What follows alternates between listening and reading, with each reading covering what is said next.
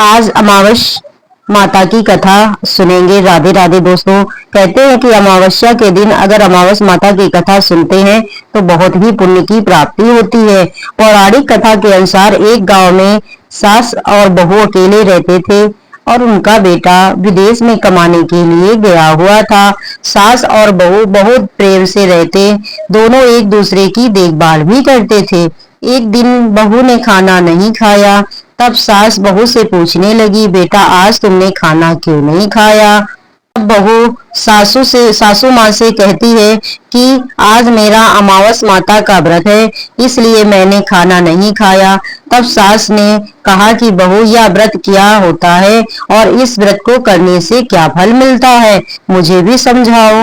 तब बहू कहने लगी कि सासू माँ, अमावस माता का व्रत करने से बहुत पूर्ण फल मिलता है, घर में अन्न धन बना रहता है, सुख शांति बनी रहती है और अटल सुहाग मिलता है, पुत्र की प्राप्ति होती है। इसी तरह से 3 बनौती अमावस माता का व्रत भी रखा सकता है। इस व्रत में हर वर्ष अलग अलग खाना खाया जाता है और विष्णु भगवान के मंदिर में चढ़ावा चढ़ाया जाता है या फिर किसी ब्राह्मण को दान दक्षिणा दी जाती है। इस व्रत से पहले साल शक्कर पर घी और चावल से बना खाया जाता है। पहले साल व्रत पूर्ण होने के बाद ये 1.25 किलो चावल और 1 कटोरी घी और 1 कटोरी शक्कर का दान किसी ब्राह्मण को, देवता को दान में दिया जाता है। दूसरी साल जौ और शक्कर घी से बना खाना खाया जाता है। इसी तरह जब दूसरे साल का व्रत पूर्ण हो जाए तब 1.25 किलो चावल, 1 कटोरी घी और 1 कटोरी शक्कर किसी मंदिर में चढ़ाया जाता है या किसी ब्राह्मण को दान देना चाहिए। तब आधा किलो तिल, गुड़ और 1 कटोरी किसी मंदिर में चढ़ाया जाता है, ब्राह्मण को दान दिया जाता है। इससे सासू माँ 3 पनौती अमावस का व्रत कहा जाता है। फिर बहू बताने लगी कि माँ जी, इस व्रत का संकल्प लेने के बाद इसे पूरा करना जरूरी होता है। अगर पूरा नहीं कर सकते तब घर परिवार में झगड़ा और घर में अशांति हो जाती है। तब सासू माँ कहने लगी कि बहू, मेरी तो उम्र हो गई है, लेकिन तुम यह व्रत जरूर करना। और तब बहू यह व्रत करना आरंभ करती है। एक दिन बहू ने किसी के खाने पर गेहूं से बनी रोटी खा ली और अमावस माता इस बात से नाराज हो गई। सासू और बहू कभी बहुत प्रेम से रहती थी, अब उन दोनों में झगड़ा होने लगा। सभी गांव वाले भी हैरान हो गए कि में यह सब क्या हो रहा है।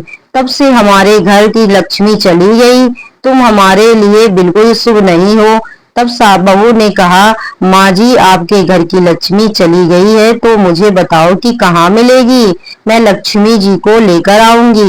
तब सासू माँ कहने लगी, बहू, लक्ष्मी तुम्हें समुद्र के बीच में भगवान विष्णु के दबाते हुए मिलेंगी।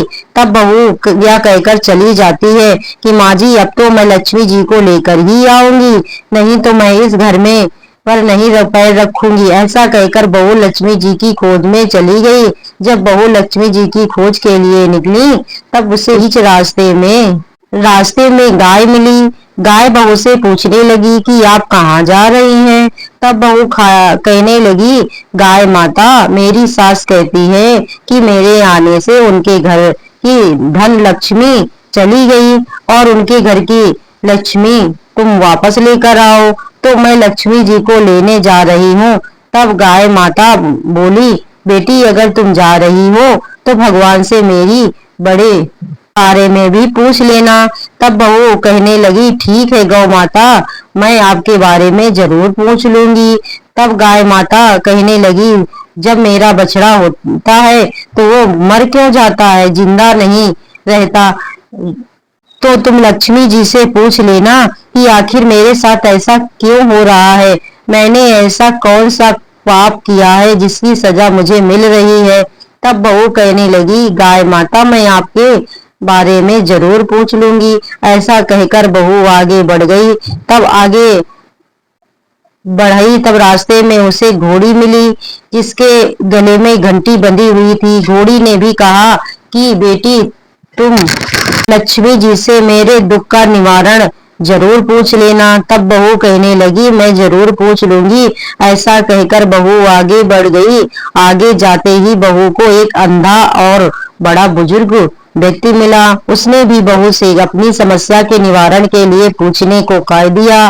जो कि हाथ पर से अपाहिज थी, उसने भी बहू से कहा, बेटी जब तुम भगवान से मिलो तो उनसे पूछना कि आखिरकार मैं अपाहिज क्यों हुई, मैंने ऐसा कौन सा कर्म किया कि उसकी सजा मुझे मिल रही है।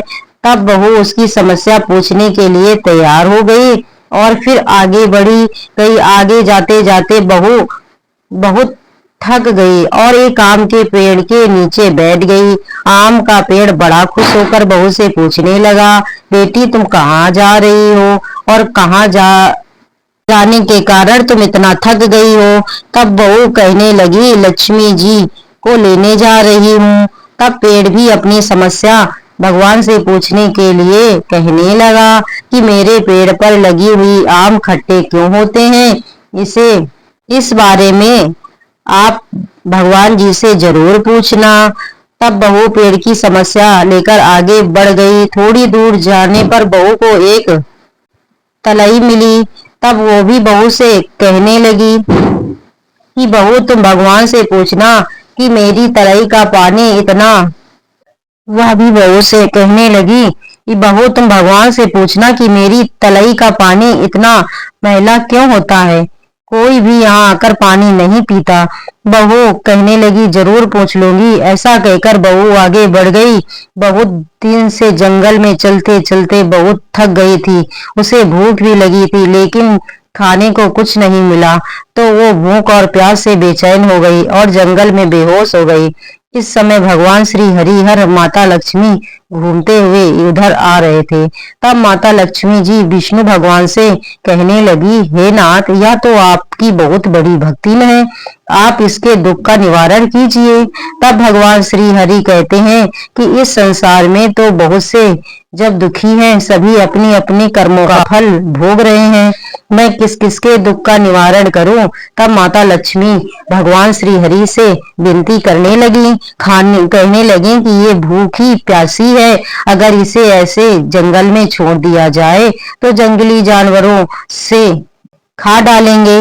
माता लक्ष्मी की बात सुनकर भगवान श्री हरि एक साधु का वेश धारण कर बहू के पास गए और उसे समय लेकर आए और बहू के होश में आते ही साधु वेश में भगवान उससे पूछने लगे कि वो यहाँ क्यों आई और कहाँ जा रही है। तब बहू ने सारी बात बता दी। उसकी बात सुनकर भगवान श्री हरि और माता लक्ष्मी प्रकट हो गए। उनके साथ साथ प्रकट हुए अमावस माता भी बहू यह सब देखकर उनके चरणों में गिरकर उन्हें प्रणाम करने लगी। तब अमावस माता बहू से पूछने लगी, बेटी तूने मेरे व्रत को खंडित किया, इसी की सजा तुझे मिली है, लेकिन अब मैं तुझे क्षमा करती हूँ।